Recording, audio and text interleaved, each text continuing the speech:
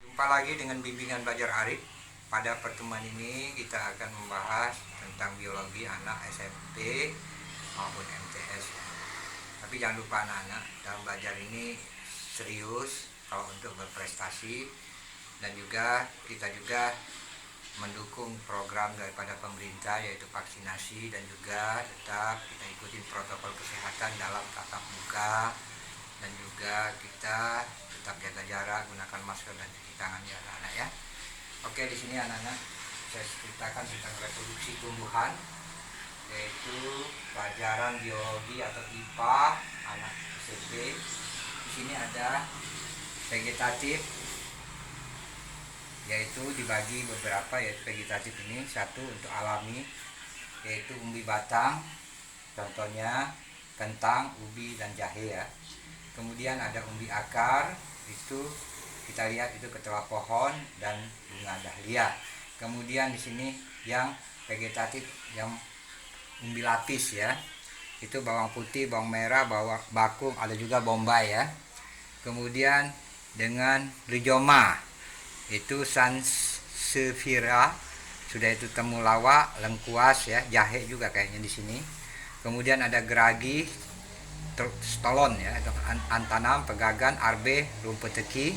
Kemudian melalui tunas seperti pisang, mungkin juga ada anak-anak pernah lihat bambu atau tebu. Kemudian di situ dengan melalui tunas adventif, yaitu kersen, keseme dan cemara. Ini pohon semua nih kayaknya ya. Oke anak-anak, lanjut kepada yang kedua, yaitu cara buatan atau artifisial. Ini bisa melalui stek ya, pernah, atau menyambung, kemudian menempel, merunduk, dan cara mencangkok ya. Nah ini juga bisa dilihat ya. Kemudian cara reproduksi tumbuhan secara generatif atau sering disebut dengan penyerbukan. Jika tanpa perantara, kemudian melalui perantara ya. Melalui perantara ini bisa manusia ya, bisa melalui binatang, bisa juga melalui angin ya. Nah, pada tumbuhan biji tertutup, alat reproduksi terhadap pada bunga yaitu benang sari ya sebagai alat kelamin jantan dan putih sebagai alat kelamin betina ya. Nah, di sini juga tentang bunga ya. Perhiasan bunga itu terdiri dari mahkota bunga, kemudian juga ada kelompok bunga. Kemudian untuk alat kelamin ya, alat kelamin itu putih ya, alat kelamin betina. Kemudian juga benang sari ya, alat kelamin jantan ya. Nah, di sini anak-anak coba di cover nanti ya biar tahu kan. Kemudian ada bunga, bunga pun dibedakan ya. Ada bunga lengkap, ada bunga tidak lengkap. Nah, yang disebut dengan bunga sempurna adalah bunga yang mempunyai benang sari dan putih ya. Tolong di cover. Nah, kemudian di sini anak-anak lihat, di sini ada bunga lengkap ya. Bunga lengkap itu bunga lengkap terdiri dari kelopak bunga ya. Kemudian benang sari dan putih ya. Nah, pernah anak-anak lihat itu ada bunga ros, ada bunga kembang sepatu, kemudian ada bunga alamanda ya, pernah mungkin. Nah, ini tolong di cover dulu. Terima kasih anak-anak atas subscribe-nya, like, share, dan komen. Kita terus akan menayangkan kegiatan-kegiatan tentang pembelajaran ya, baik fisika, baik kimia, baik matematika, maupun juga pelajaran lain baik SD, SMP, SMA. Ikutin aja channel daripada Bimbel Arif. Dan juga yang mau ikut kursus atau cara online, silakan menghubungi daripada Bimbel Arif. Nanti waktu dan juga pembiayaan kita atur sebagaimana baiknya ya.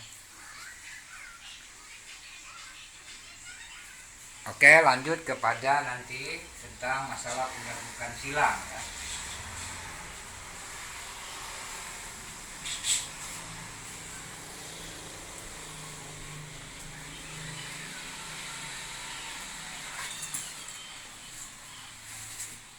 Penyerbukan silang terdiri dari monohibrid, kemudian juga ada dihibrid, ada trihibrid, kemudian ada polihibrid. Nah, itu kita lihat di situ. Nah, kita bisa melihat daripada penyebutan silang. Nah, jadi penyebutan silang pemahamannya ya.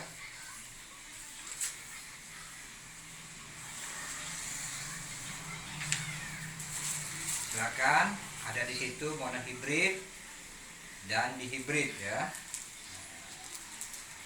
Di situ bisa dilihat anak-anak ya tentang masalah penyebutan silang.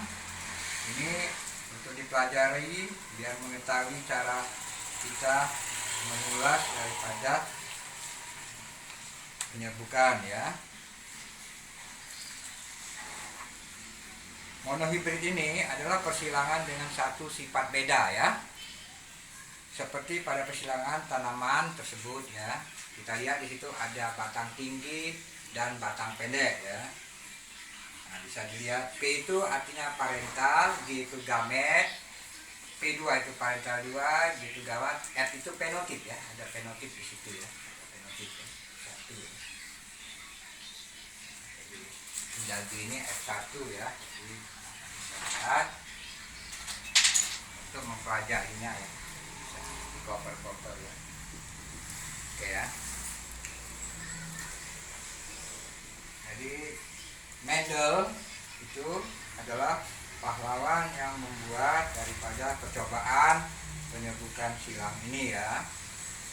Jadi dimana pada persilangan ini hukum yang digunakan adalah hukum Mendel ya.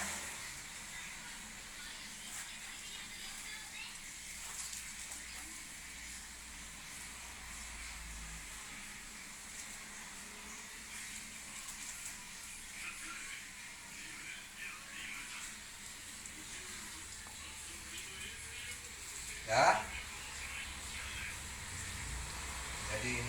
Jadi ada lagi untuk rumus menentukan gamet. Rumus gamet ya, menentukan banyaknya gamet itu adalah 2 pangkat N.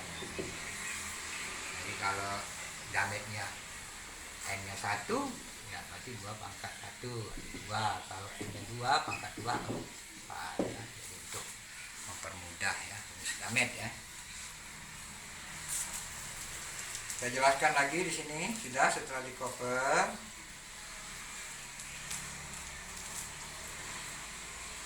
Hukum-hukum Mendel ya. Hukum Mendel itu terdiri atas hukum Mendel 1 dan hukum Mendel 2 ya.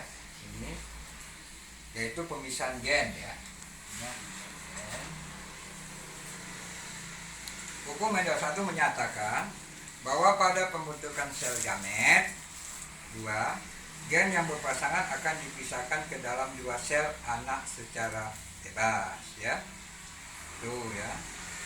Kemudian hukum Mendel 2 menyatakan bahwa bila 2 individu berbeda satu dengan yang lain dalam 2 macam sifat lebih, maka penurunan sifat yang satu tidak tergantung pada sifat yang lain ya. Nah, jadi ini hukum yang berkanan adalah hukum Mendel ya. Di sini ya, di sini hukum Mendel. Nah ya, jadi saya ulangi lagi, hukum Mendel 2 menyatakan ini hukum Mendel 1 ya. Ini hukum Mendel 1.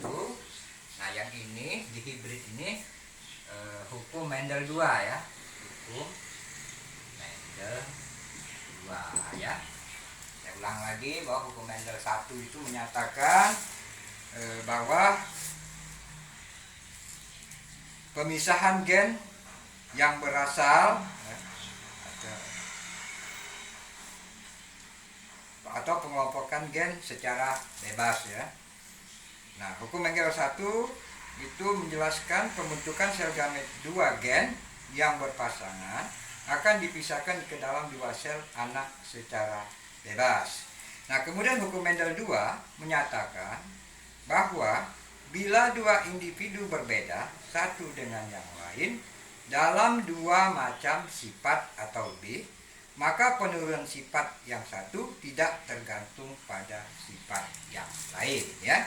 Nah, contohnya ini hukum Mendel 2, ini hukum Mendel 1, ya anak-anak, ya, untuk menjelaskan tentang masalah pewarisan sifat, ya. Oke, ya. Demikianlah pertemuan kita tentang biologi untuk anak-anak SMP. Semoga saja anak-anak bisa menontonnya sampai habis, dan kita berharap dukungan subscribe, like, share, dan komennya agar kegiatan bimbingan belajar Arif tetap eksis membantu adik-adik pelajar. Oke, sampai jumpa lagi pada pertemuan yang akan datang. Jangan lupa tonton sampai habis.